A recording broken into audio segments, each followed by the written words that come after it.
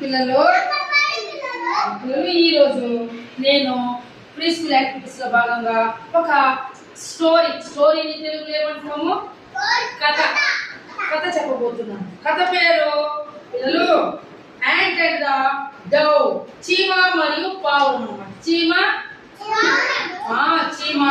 చీమని English లో ant అంటారు అన్నమాట.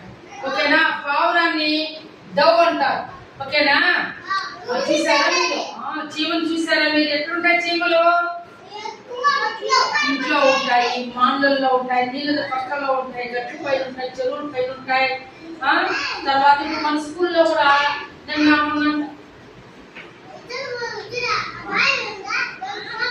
అవును లెహర్ ఎక్కడున్నాయి చీమలు? కూర్చోవాలి, సైలెంట్ కూర్చోవాలి. అలాగే పావురాలు చూసారా మీరు? పావురాలు ఎక్కడుంటాయి? జూ పార్కుల్లో ఉంటాయి, అడవుల్లో ఉంటాయి. తర్వాత మీరు తాజ్ మహల్ ఢిల్లీకి వెళ్ళారా? అక్కడ ఎక్కువ పావురాలు ఉన్నాయి. ఓకేనా?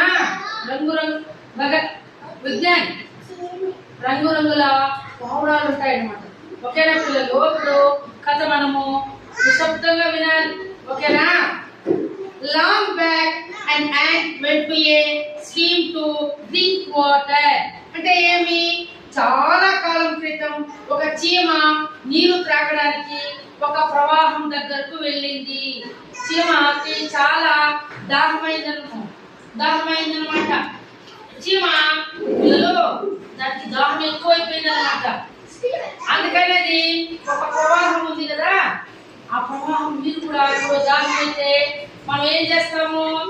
దాహమైతే తాగాలా వద్దా? తాగుతాం కదా.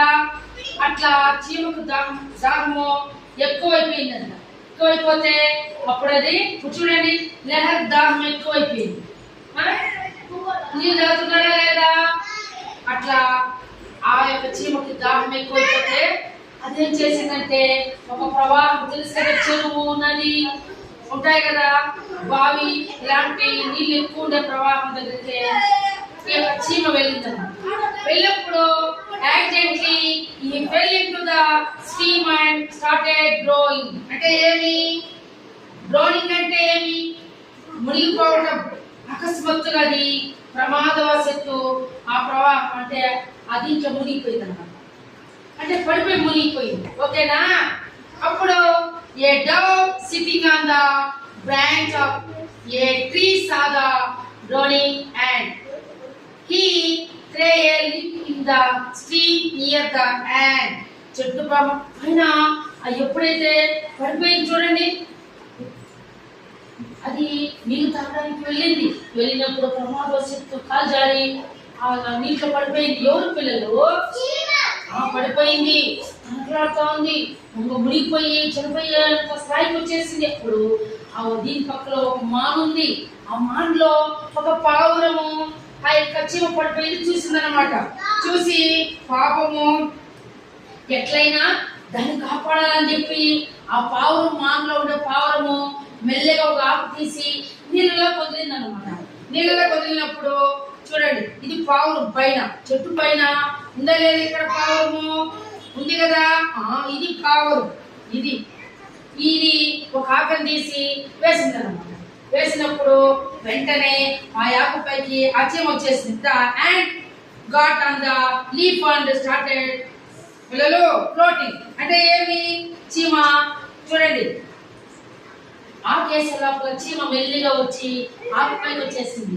అప్పుడు వెంటనే మెల్లిగా ఒడ్డు పైకి వచ్చేసింది. వచ్చేసిన తర్వాత the ant came to the shore and thanked the dove. ఎప్పుడైతే చీమని ఆ యొక్క పావురము కాపాడిందా లేదా పిల్లలు? ఏమేసి కాపాడింది? Very good. ఆకు వేయడం వల్ల చీమ బయట వచ్చిందా లేదా? బయట వచ్చేసినప్పుడు డవ్ అంటే ఎవరు? విజ్ఞానరా?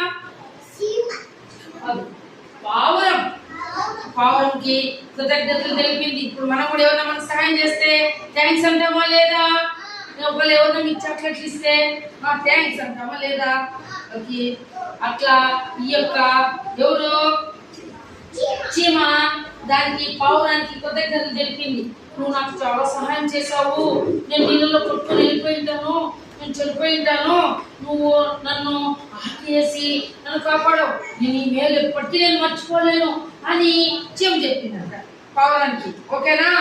A few days later, a hunter spotted the dove sitting on a tree branch. అంటే ఏమి స్పాటెడ్ అంటే ఏమి గురి పెట్టడం. కొన్ని రోజుల తర్వాత ఒక వేటగాడు హంటర్ వచ్చాడన్నమాట. వచ్చి తుపాకీ, ఏది తుపాకీని ఏమంటాం మనము? ఓకే, గన్నా. హంటర్ అంటే వేటగాడు, స్పాటెడ్ అంటే గురి పెట్టడం. ఒక తుపాకీ తీసుకొని వచ్చి అక్కడికి పావురము ఉండే చోటుకు వచ్చి ఏమి గురి పెట్టాడంట. ఎవరు చంపడానికి? Very good. ఎవరు చంపడానికి?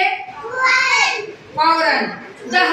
The ant noticed the hunter aiming at his friend. వేటగాడు తన స్నేహితుడిని లక్ష్యంగా చేసుకోవడానికి చీమ గమనించింది. ఎప్పుడైతే హంటర్ వచ్చి తుపాకీ గురిపెట్టి దాన్ని కాల్చేయాలని చెప్పి మాన్లో ఉండే పావురాన్ని గురి పెడతా ఉన్నాడు. అప్పుడు చీమ ఇక్కడి నుంచి చూసింది, అక్కడ వేటగాడు ఉన్నాడు.